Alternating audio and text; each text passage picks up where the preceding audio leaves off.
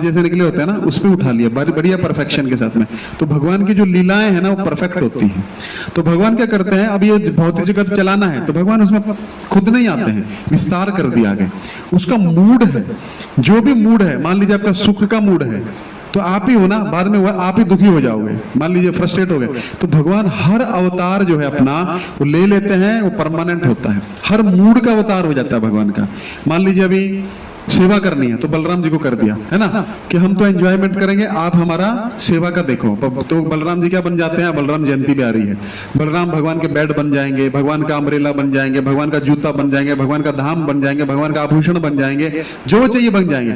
तो ये क्या किया, एक विस्तार कर दिया। अब ऐसा नहीं वो काम भगवान को देखना पड़ रहा है, वो कर दिया, वो परमानेंट हो गया।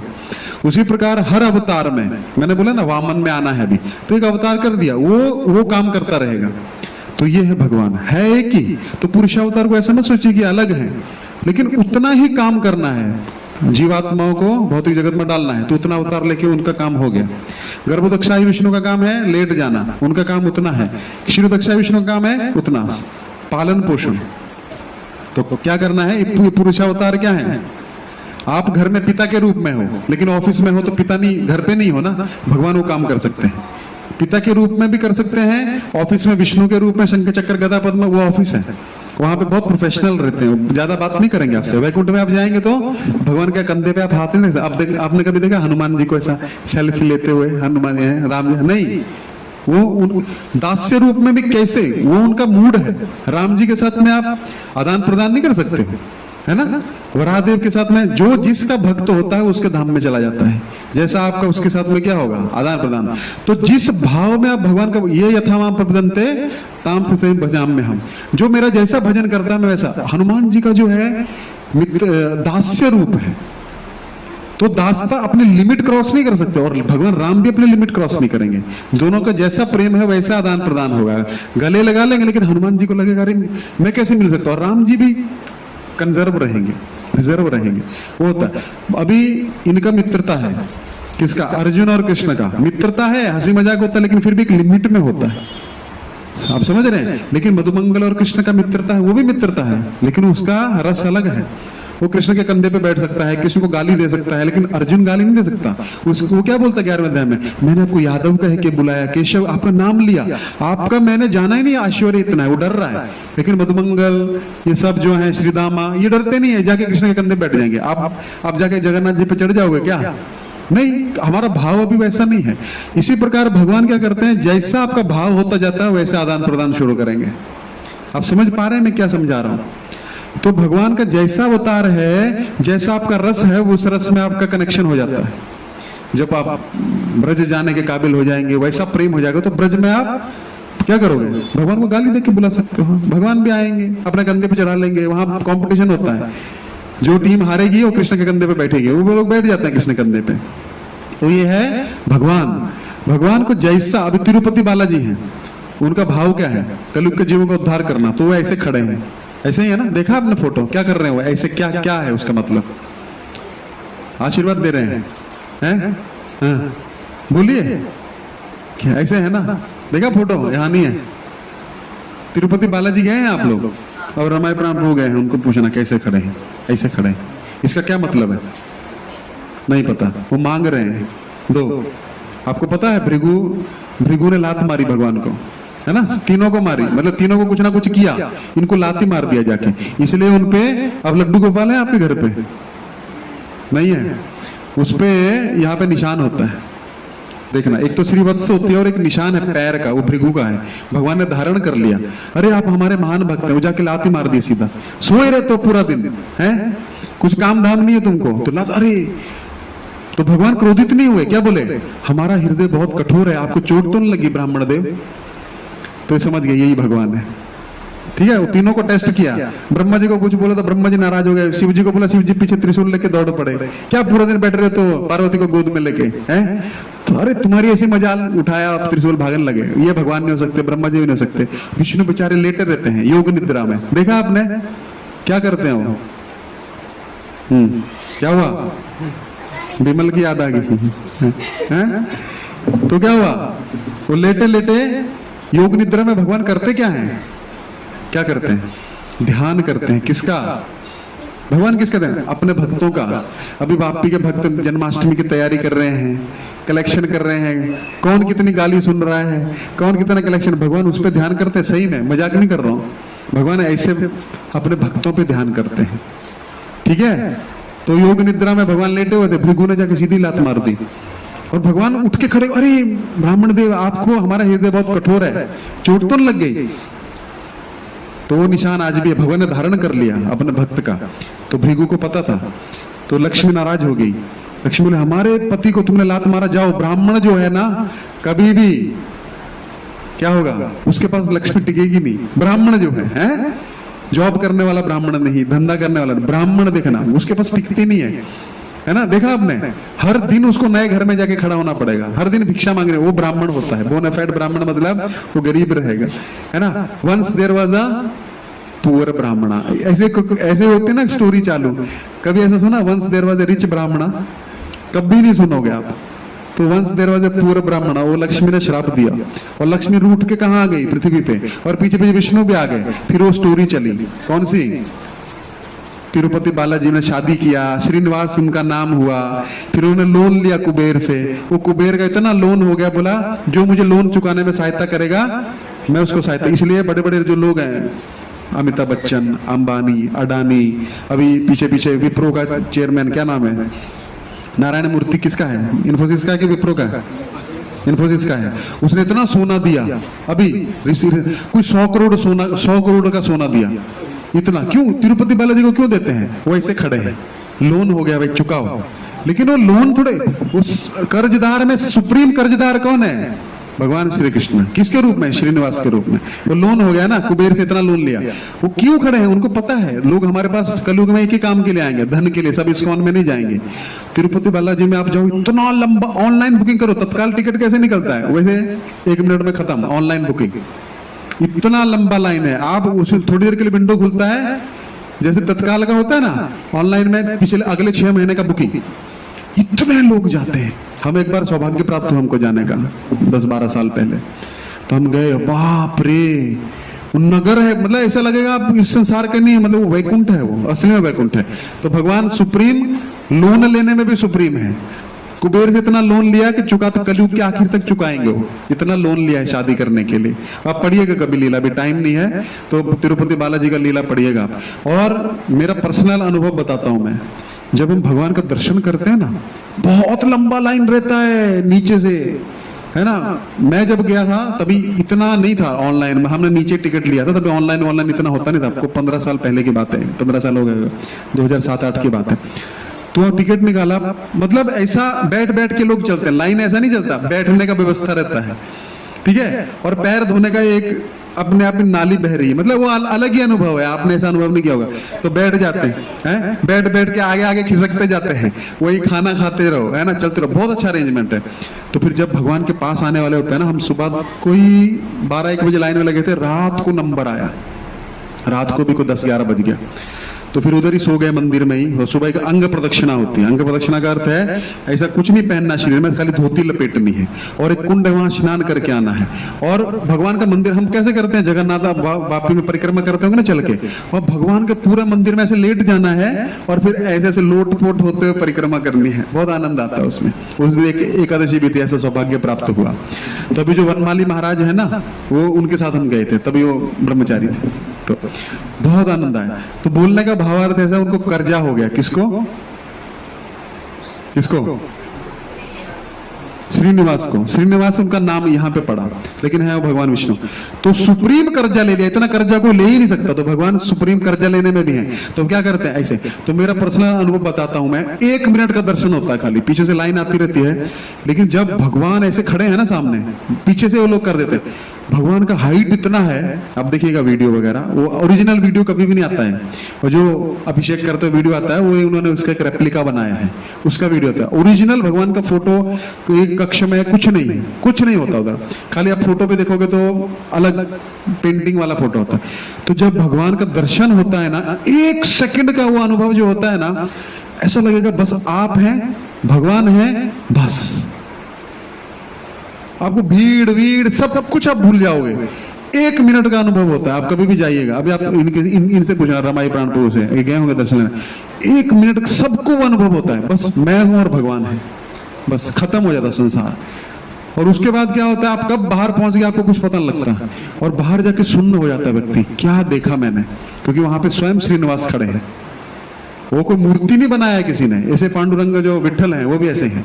तो भगवान का बाल बढ़ता है वहां पे तिरुपति में, बाल बढ़ता है, और भगवान को रोज चंदन लगाते हैं, और वहां पे ना समुद्र का आवाज आता है। तो वो क्षीर सागर की जो मैंने बात किया ना, वो क्षीर सागर है, श्रीरंग में भी ऐसा ही है। तो क्षीर सागर में भगवान जो है वो शयन कर रहे हैं, वहां पे भी कोई ब्रह्मा जी भी भगवान का दर्शन लेने नहीं जा सकता। हमको क्या लगता है, अरे वो नारायण के पास पहुंच गए, ऐसा इतना आसान नहीं है। तो बैकुंठ मतलब विरजा नदी के परे ना तो शिव जी जा सकते हैं, सदा शिव जो है वो अलग है, शंकर अलग है, हर ब्रह्मांड में शंकर अलग होता है। तो विरजा नदी के परे ब्रह्मा भी नहीं जा सकते, वहां पे केवल भक्ति के द्वारा जाया जाता है। तो हम जो पढ़ते हैं ना, कथा में पढ़ते हैं ना, भगवान विष्णु के पास गए, गुरुवार की कथा में पढ़ते हैं, फिर उन्होंने प्रार्थना किया, तो क्षीर सागर के तट पे वो प्रार्थना करते हैं, अंदर नहीं जा सकते हैं। भगवान उनको दर्शन, ब्रह्मा जी को भी दर्शन कभी कभी होता, देवताओं को तो आप भूल जाओ। वहां पे आना है तो वामन देव के रूप में भगवान उपेंद्र के रूप में आए, तो फिर कहां पे रहते हैं, स्वर्ग में रहते हैं। उपेंद्र मतलब इंद्र से छोटे भाई, तो उपेंद्र ऐसा दर्शन होता है। मैंने बताया ना, भगवान का साक्षात दर्शन किसी को नहीं होता है। भगवान अपना विस्तार करके उसके साथ इंद्र के साथ रहते हैं, वामन देव के रूप में, उपेंद्र कहा जाता है। लेकिन डायरेक्ट क्षीरोदक्षाय विष्णु का भी दर्शन नहीं है इंद्र को। ब्रह्मा जी के लोक में भगवान सहस्त्र शीर्ष बन के रहते हैं, उनकी पूजा करते हैं ब्रह्मा जी, लेकिन डायरेक्ट भगवान विष्णु के पास नहीं जा सकते। इतना मुश्किल है। तो अभी तक तो हम पृथ्वी को खाली तट तक पहुंचाए हैं, तो इतना कथा हो गया बीच में समझाते समझाते। तो कृष्ण कथा में 5-6 साल लग जाएगा ऐसा लग रहा है ना, पूरा जन्म कराते कराते। इतना ये तत्व से ही समझाएंगे तो आपको समझ में नहीं आएगा क्या हो रहा है। तो ये क्या है, कृष्ण तो भूल जाइए, ब्रजेंद्र नंदन कृष्ण किधर है जाके, है ना। बाकी जो विस्तार है उनके वो अलग अलग है। ये तो बहुत छोटा छोटा मोटा, मतलब मोटा मोटा, पहले कृष्ण से बलराम, बलराम से चतुर्व्यूह, चतुर्व्यूह से द्वितीय चतुर्व्यूह, फिर कर्णोदक्षाई विष्णु, गर्भोदक्षाई, फिर क्षीरोदक्षाई। और क्षीरोदक्षाई भी डायरेक्ट दर्शन नहीं देते हैं। तो क्षीरोदक्षाई इस मटेरियल वर्ल्ड में रहते हैं, है नहीं वो माया के अधीन, माया उनके अधीन है। जैसे कि जेलर है, जेल में रहता है, तो क्या उस पर जेल कैदियों के साथ में लाइन में लगता है क्या, प्लेट लगा के, हैं क्या खाना नहीं, उसका नियम अलग है। उसी प्रकार भगवान यहाँ पे पुरुषावतार के रूप में रहते हैं, लेकिन उनपे माया का नियम नहीं लगता, माया उनके अधीन है, वो माया का अधीन नहीं है। अब देखिए पीएम जाएंगे 15 अगस्त कैदियों से मिलने, मान लीजिए, तो क्या वो भी कैदी हो गए, जेल में आए। तो उसी प्रकार भगवान का अवतार होता है। भगवान हमसे मिलने आते हैं, क्या करने हैं, एडवर्टाइजमेंट करने, क्या। अच्छा, बताना कुछ और था लेकिन बता कुछ और दिया। मैं सोचा था आपको धैर्य के बारे में बताएंगे, थोड़ा सा 5 मिनट बोल देता हूँ, प्रसाद में लेट हो रहा होगा, सबको भूख भी लगी होगी। तो हमको संसार में धैर्य रखना चाहिए। धैर्य क्यों रखना चाहिए, भगवान अपनी लीला से बता रहे हैं। क्या बता रहे हैं, अरे अभी कंस जो है अत्याचार कर रहा है, तुरंत प्रकट हो, खत्म कर दो ना, है ना। लेकिन फिर भी क्या किया, 6 बालक मरे, फिर 7 में बलराम जी आए, बलराम जी को ट्रांसफर किया रोहिणी के गर्भ में, फिर 8वें के रूप में आए, है ना। तो क्यों इतना विलंब कर रहे हैं, फिर भी मारा नहीं, फिर चले गए कहाँ, गोकुल चले गए, वृंदावन में लीलाएं की, फिर आए मारने। तो भगवान क्या दिखाते हैं, धैर्य रखना चाहिए, है ना। भगवान राम को क्या होने वाला है, राज्याभिषेक, लेकिन दूसरे दिन क्या हो गया, वनवास। धैर्य रखना चाहिए 14 साल, है ना। तो ये संसार क्या है, सहनशीलता। भगवान भगवद गीता कहां से प्रारंभ करते हैं, दूसरे अध्याय का 11वां, है ना। लेकिन 13वें श्लोक में सीधा बोल देते हैं, अभी गीता चालू नहीं किया, मात्र स्पर्शास्तु कौन्तेय शीतोष्ण सुख दुःखदा आगमापायनो नित्यस्ताम तितिक्षस्व भारत, ताम तितिक्षस्व भारत। अर्जुन, सहन करना सीखो। संसार में अगर जीना चाहते तो एक चीज सीख लो, क्या, सहन करना। जैसे शीत ऋतु के बाद क्या आती है, गर्मी आएगी, गर्मी के बाद बरसात आएगी, है ना। ये ऋतुएं है ना, सहन करते हो कि नहीं। अभी हमने हल्का कपड़ा पहना है, ठंडी आएगी तो हम स्वेटर पहन लेंगे। सहन करते हैं कि नहीं करते। यहाँ पे तो इतनी गर्मी और सर्दी नहीं पड़ती है, वापी, दमन, मुंबई, है ना। आप जाइए दिल्ली में है वृंदावन में, आप ऐसे रोटी बना के डालोगे ना पत्थर पे, मई जून में, शाम को आपको रोटी बन के मिलेगी, इतनी गर्मी होती है, अब झुलस जाओगे। और ठंडी इतनी पड़ती है कि आप सोच नहीं सकते, कुल्फी बन जाएगी आपकी। सहन करो, जैसे तुम मौसमों को सहन करते हो वैसे संसार की द्वंद्वों को सहन करो। द्वंद्व है ना, सुख दुख, है ना, और क्या है, अमीरी गरीबी, धूप छांव, मान अपमान, जो इसको सहन करता है वो क्या होता है, अगले श्लोक में बोलते हैं वो अमृतत्वाय कल्पते, उसको अमृत मिलता है, उसको मोक्ष मिलेगा, नहीं तो नहीं मिलेगा। छोटी छोटी चीजों से अगर क्या हो जाओगे, मान सम्मान धन, इससे अगर आप विचलित होने लग पड़े तो क्या हो जाएगा, क्या हो जाएगा, आप उसमें रचपच जाओगे, है ना। इसलिए हमको क्या करना चाहिए, बड़ा हृदय रखना चाहिए और सहन करने की आदत डालनी चाहिए, है ना। पति को पत्नी को सहन करना चाहिए, पत्नी को पति को सहन करना चाहिए, बच्चों को सहन करना चाहिए, है ना। क्योंकि क्या है, हमारा मन खुद का तो नियंत्रण होता नहीं है। गृहस्थ आश्रम में पत्नी का भी मन नियंत्रण करने की कोशिश करते हैं, बच्चों का भी मन करते हैं नियंत्रण करने का, फिर बॉस का मन नियंत्रण करने का नहीं कर सकते ना। इसलिए कुछ चीजें जो हमारे हाथ में नहीं है उनको क्या करना चाहिए, चुपचाप स्वीकार करके सहन कर लेना चाहिए। तो सहन क्या करें प्रभु जी, है ना, सहन क्या करें, हमको देखना है क्या हम बदल सकते हैं और क्या नहीं बदल सकते हैं। जो नहीं बदल सकते हैं उसको छोड़ देना चाहिए, जो बदल सकते हैं उसके लिए प्रयास करना चाहिए। एक कहावत है ना, जब मैं छोटा था तो सोचता था सारे संसार को बदल दूंगा, फिर थोड़ा बड़ा हुआ तो सोचा अपने देश को बदल दूंगा, फिर थोड़ा और मैच्योर तो समझा अपने राज्यों को बदल दूंगा, थोड़ा और बड़ा हुआ तो सोचा अपने डिस्ट्रिक्ट को बदल दूंगा, थोड़ा और बड़ा हुआ तो सोचा अपने गांव को बदल दूंगा, थोड़ा और मैच्योर सोचा अपने परिवार को बदल दूंगा, फिर थोड़ा और मैच्योर हुआ, लास्ट में जाके सोचा खुद को ही बदला होता तो बहुत अच्छा था, कुछ नहीं बदला, है ना। तो बदलाव जो है सबसे पहले अंदर आता है, change starts from with in, charity begins at home. हम दूसरों को क्या बोले, है ना, पहले अपने घर में दान करना चाहिए, पहले अपने घर में क्या करो, कृष्ण भक्ति दो, है ना। नहीं तो लोग क्या बोलेंगे, आपके बच्चे तो आपकी बात सुनते नहीं है, आप चले हमको प्रवचन देना है। तो चैरिटी बिगिंस एट होम, तो हमको क्या करना चाहिए, पहले खुद के, होम भी छोड़ दीजिए, पहले खुद के जीवन में उतारने का प्रयास करना चाहिए, है ना।